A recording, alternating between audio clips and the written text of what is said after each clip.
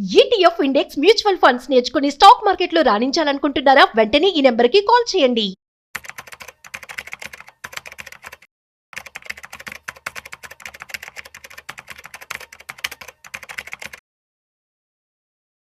Breaking news. బెంగళూరులో Tommy and shiny అని చెప్పి ఇద్దరు కేరళ వ్యక్తులు చిట్ ఫండ్ కంపెనీని స్టార్ట్ చేసి 100 కోట్ల స్కామ్ చేసి పారిపోయారట. సో ఇది జూలై 3న బయటపడింది. వారు ఉన్నటువంటి ఇంటిని అమ్మేశారట. సో ఆ తర్వాత డౌట్ వచ్చి అందరూ కూడా వెళ్ళి కంప్లైంట్ చేస్తే ఆల్మోస్ట్ 300 మంది మోసపోయినట్లు కంప్లైంట్ ఫైల్ చేయడం జరిగింది. అసలు ఈ చిట్ ఫండ్స్ అనేవి ఎందుకు ఇలా మోసాలు జరుగుతూ ఉన్నాయి, ఎందుకు ఇలాంటి వాటిని నమ్ముతూ ఉన్నారు, అసలు ఎటువంటి చిట్ ఫండ్స్లో మనం పెట్టుబడి పెట్టాలి, ఎటువంటి జాగ్రత్తలు తీసుకోవాలి పెట్టుబడి పెట్టే ముందు, అసలు ఈ స్కామ్ ఎలా జరిగింది, ఈ విషయాలన్నీ కూడా నేను మీకు ఈరోజు ఈ వీడియోలో చెప్పబోతున్నాను. సో వీడియోని మిస్ అవ్వకుండా ఎండ్ వరకు చూసేయండి. హాయ్, హలో, నమస్తే, welcome to Business Buzz with Rajiv Pasupuleti on Suman TV. So let's start. Chit ఫండ్స్లో చాలా మోసాలు జరుగుతున్నాయి. రీసెంట్గా మనం చూసినట్టయితే హైదరాబాద్లో కూడా ఒక వ్యక్తి 100 కోట్ల స్కామ్ చేసి పారిపోయాడు. అసలు చిట్ ఫండ్స్ అంటే ఏంటి? చిట్ ఫండ్ అంటే ఒక సేవింగ్ ప్లస్ లోన్ స్కీమ్ అనమాట. ఒక విధంగా మనకి సేవింగ్గా ఉపయోగపడుతుంది. అట్ ది సేమ్ టైం అత్యవసర సమయంలో మనం డబ్బులు తీసుకుంటాం కాబట్టి లోన్ కింద కూడా మనకి ఉపయోగపడుతూ ఉంటుంది. సో దీన్ని ఆసరాగా చేసుకుని చాలామంది నాన్ రిజిస్టర్డ్ పీపుల్ మాత్రమే ఇలా మోసాలు చేస్తున్నారు. వీళ్ళు కూడా ఏదైతే టామీ అండ్ షైనీ వీళ్ళిద్దరూ కేరళ వాళ్ళు మలయాళం కమ్యూనిటీస్ ఎవరైతే ఉన్నారో వాళ్ళందరినీ కూడా టార్గెట్ చేసి ఈ మోసానికి ఒడిగట్టారనమాట. సో వీరు 2005 నుంచి బెంగళూరులో రామ్మూర్తి నగర్లో A&A chit funds and finance company నడిపిస్తూ ఉన్నారు. సో మొన్న జూలై వరకు కూడా అంతా బాగానే ఉంది, అంతా సజావుగానే జరిగిందట.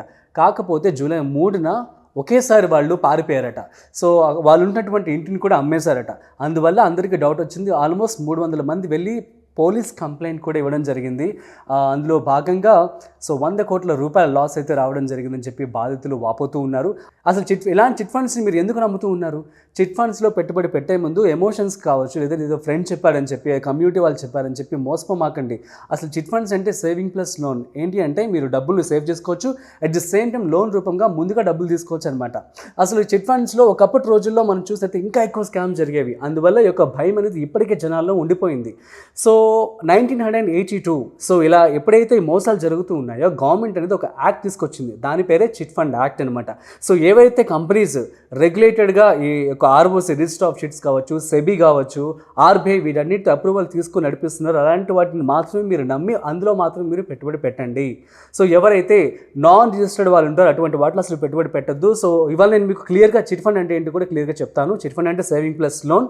ఇందులో 2 రకాలు ఉంటాయన్నమాట. సో పాతకాలం రోజుల్లో మనం చూసినట్లయితే నాన్ రిజిస్టర్డ్ ఫ్రెండ్షిప్ చిట్టీస్ అని చెప్పి అంటూ ఉంటాం. ఫ్రెండ్షిప్ చిట్టీస్ అంటే ఎవరైతే మన ఇంటి పక్కన ఉన్నవారో, లేదంటే మన పేరెంట్సో, ఫ్యామిలీ మెంబర్సో అందరూ కూడాను ఫ్రెండ్స్ అందరూ, సరౌండింగ్ పీపుల్ అందరూ కలిసి చిట్స్ అనేవి వేస్తూ ఉంటారనమాట. అందులో భాగంగా ఏంటంటే సో ఫ్రెండ్స్కి నమ్మకం కలుగుతుంది కాబట్టి ఇన్వెస్ట్మెంట్ చేసేవారు. కానీ వాళ్ళు ఏం చేస్తున్నారు, ఇవేవి రిజిస్టర్డ్ కాదు కదా, మోసం చేసి పారిపోతున్నారు మధ్యలో. సో ఇనిషియల్ డేస్లో బాగానే ఉంటుంది, ఆ తర్వాత అలా ఉండదు. సో నాన్ రిజిస్టర్డ్కి తేడా ఏంటో చెప్తా చూడండి. రిజిస్టర్డ్ వాళ్ళు ఏం చేస్తూ ఉంటారంటే చిట్ ఫండ్స్లో పెట్టుబడి పెట్టిన తర్వాత వాళ్ళు పెట్టాలి అంటే ఖచ్చితంగా certificates ROC register of chits 982 chit act అనేది ఫాలో అవ్వాల్సి ఉంటుంది, రూల్స్ అండ్ రెగ్యులేషన్స్ అన్నీ కూడా. అట్ ది సేమ్ టైం వాళ్ళు ఏదైనా ఒక చిట్కి సంబంధించినటువంటి ఫర్ ఎగ్జాంపుల్ ఒక 5 లక్షలు 10 లక్షల చిట్ కనుక స్టార్ట్ చేయబోతున్నారు అనుకోండి, దానికి సంబంధించినటువంటి డబ్బులన్నీ కూడా ముందుగానే డిపాజిట్ చేయాలి. ఆ డిపాజిట్ చేసిన తర్వాత ఆ డాక్యుమెంట్స్ అన్ని వెరిఫై చేసిన తర్వాత వాళ్ళు అప్రూవ్ ఇస్తారు. అప్రూవ్ ఇచ్చిన తర్వాత మాత్రమే మీరు చిట్ ఫండ్స్లో పెట్టుబడి పెట్టడానికి ఆస్కారం ఉంటుంది. I mean to say like chit ఫండ్ని వాళ్ళు స్టార్ట్ చేయొచ్చు అనమాట, ఏదైతే బిడ్డింగ్ ఉంటుందో. సో ఇది ఇలా జరుగుతూ ఉంటుంది. కాబట్టి రిజిస్టర్డ్ చిట్ ఫండ్స్లో మాత్రమే పెట్టుబడి పెట్టండి. దయచేసి నాన్ రిజిస్టర్డ్ చిట్ ఫండ్స్లో అసలు పెట్టుబడి పెట్టద్దు. చూడండి, ఇప్పుడు ఆల్మోస్ట్ 100 కోట్లు లాస్ అయ్యారు 300 మంది. ఇప్పుడు ఎవరు ఆన్సర్ ఇస్తారు వాళ్ళకి? ఎట్ ది సేమ్ టైం వాళ్ళు డబ్బులు అసలు ఏం చేశారో కూడా మనకు తెలియదు. వాళ్ళ దగ్గర ఉంటే వాటిని మనము రికవరీ చేసుకోవచ్చు, లేదంటే చాలా కష్టం కదా. సో కాబట్టి దయచేసి ఫ్రెండ్స్ కానీ, ఫ్యామిలీ మెంబర్స్ కానీ, ఎవరైతే కమ్యూనిటీస్, ముఖ్యంగా మనం చూసినట్టు ఇక్కడ ఈ యొక్క టామీ అండ్ షైనీ చేసేటువంటి మోసం ఏంటంటే వాళ్ళు కేరళ నుంచి బెంగళూరు వచ్చి మలయాళం కమ్యూనిటీస్ ఎవరైతే ఉన్నారో మలయాళం వాళ్ళందరినీ కూడా టార్గెట్ చేసి వారి దగ్గర నుంచి ఈ యొక్క డబ్బులు కాజేసి పారిపోయారనమాట. సో కాబట్టి తస్మా జాగ్రత్త, చిట్ ఫండ్స్లో పెట్టుబడి పెట్టే ముందు. సో నేను చెప్పినట్లుగా ఫ్రెండ్షిప్ చిట్టీస్ అనేవి అసలు మీ ఫ్రెండ్ అయినా సరే కూడాను రిస్క్ తీసుకోవద్దు. మీరు రిజిస్టర్డ్ వాటిలోనే పెట్టుబడి పెట్టండి. అండ్ ఇంకొకటి రియల్ ఇన్వెస్ట్మెంట్, రియల్ రిటర్న్స్ వచ్చేటువంటి వాటిలో మాత్రం మీరు పెట్టుబడి పెట్టుకోండి. So that's it guys. So జనాల యొక్క ఒక ఎమోషన్ అని చెప్పి అనుకోవచ్చు. ఇప్పుడు చాలామందికి కూడాను బ్యాంక్లో లోన్ కనుక తీసుకోవాలి అనుకుంటున్నట్లయితే వాళ్ళకి వెంటనే డబ్బులు రావు, ఎందుకంటే వాళ్ళకి ప్రాపర్ డాక్యుమెంట్స్ కావాలి, అవన్నీ ఉండాలి. సో కాబట్టి అందరూ కూడాను ఇటువంటి చిట్ ఫండ్స్ వైపు ఈవెన్ దో లాస్ అయినా సరే కూడా అత్యవసరం ఒక ఎమర్జెన్సీ ఫండ్ లాగా దీన్ని ఉపయోగించుకుంటున్నారని చెప్పి దీన్ని వాళ్ళు ఆసరాగా చేసుకొని ఈ విధంగా మోసాలకి పాల్పడుతూ ఉన్నారు. ఇలాంటి చిట్ ఫండ్స్లో వాళ్ళందరూ ఏం చెప్తూ ఉంటారంటే ఎక్కువ రిటర్న్స్ వస్తాయని చెప్పి నమ్మిస్తూ ఉంటారు. సో అందరూ నమ్మేస్తూ ఉంటారు, పెట్టుబడి పెట్టేస్తూ ఉంటారు, వాళ్ళు ఇలాగా మోసం చేసి పారిపోతూ ఉంటారు. కాబట్టి ఖచ్చితంగా ఎవరైతే ఎక్కువ రిటర్న్స్ వస్తాయి చిట్ ఫండ్స్లో, వారి యొక్క చిట్ ఫండ్స్లో అని కనుక మీకు మభ్యపెట్టినట్లయితే దయచేసి నమ్మొద్దు. Number 2, and friends family members చెప్పారని చెప్పి అస్సలు నమ్మొద్దు.